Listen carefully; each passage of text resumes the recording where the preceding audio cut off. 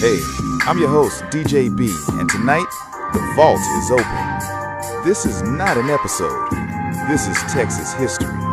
This is a surprise dedication to San Antonio's own Chris Cooley. We speak on the man today and his greatness and contribution to San Antonio and that Texas cultured sound we love. Chris Cooley is one of those producers whose greatness does not depend on who he is related to. His sound stands on his own. If you are from San Antonio and you want real culture in your music, you already know the name.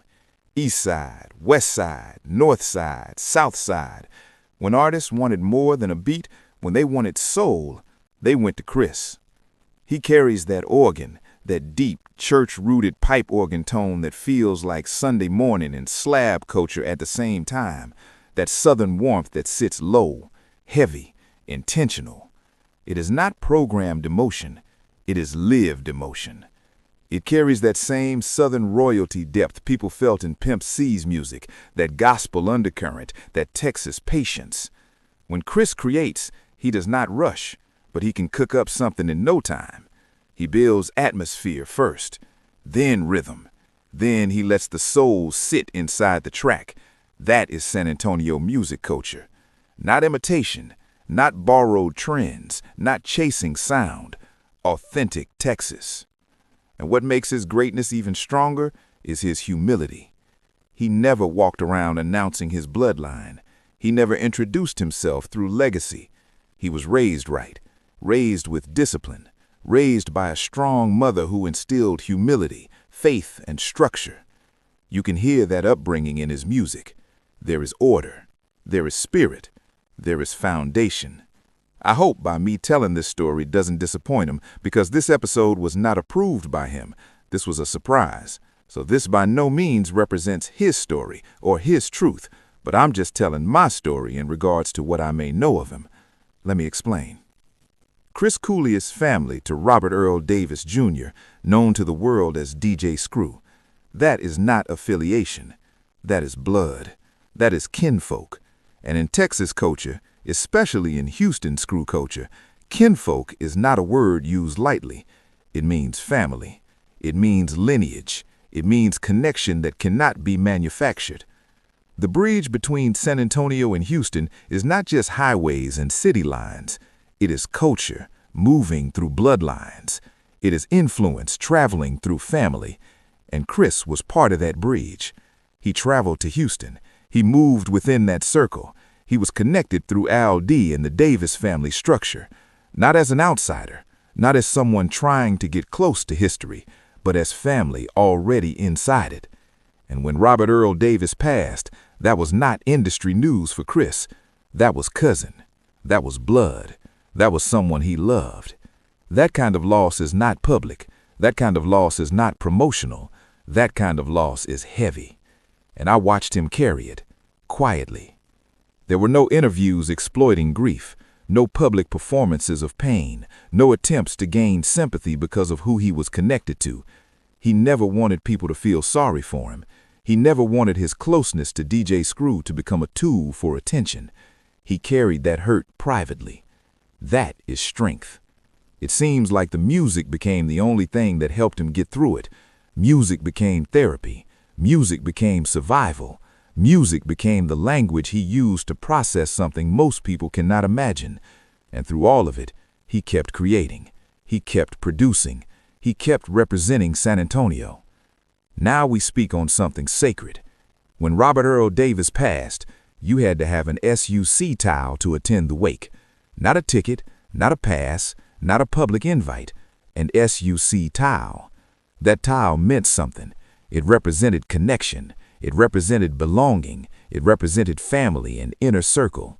It was not merch. It was not branding. It was culture. And I was blessed enough to receive a wake tile to go to Smithville at Chris' house that day. That day with Chris Cooley, Same Difference, and Al D felt special.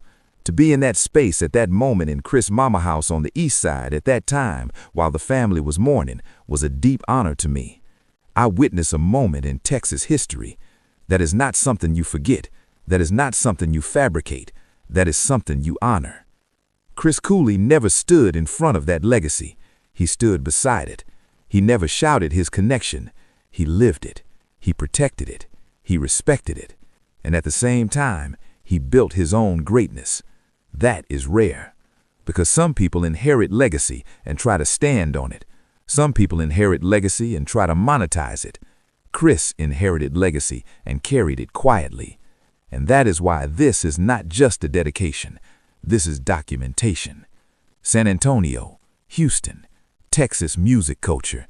This is a bridge built through blood, built through grief, built through humility, built through sound.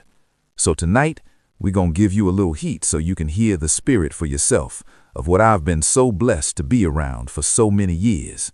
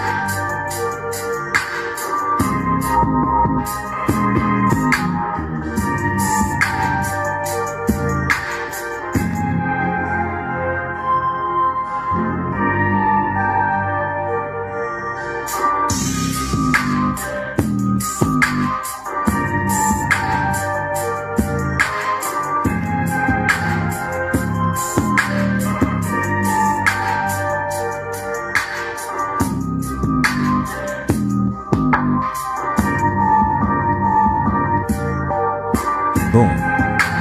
This is a dedication to Chris Cooley. This is a dedication to Robert Earl Davis Jr., DJ Screw. San Antonio, Houston, Texas music culture. The vault is open. Inside this vault is nothing but greatness. Not hype, not trends, not temporary fame. Greatness. San Antonio has produced some of the most powerful, talented, influential, and timeless individuals you may have never fully seen. People overlooked, people underestimated, people who carried excellence quietly, people who could have been the greatest in the world and still can be. This vault is about revealing them. It holds legends in the making, cultural architects, community builders, artists, leaders, entrepreneurs, timeless minds with timeless impact. Some were ahead of their time, some are right on time. All of them represent greatness. When the vault opens, the world won't just see names, the world will see legacy. Because one thing is certain, San Antonio doesn't just produce talent, it produces timeless greatness. And now, the vault is open.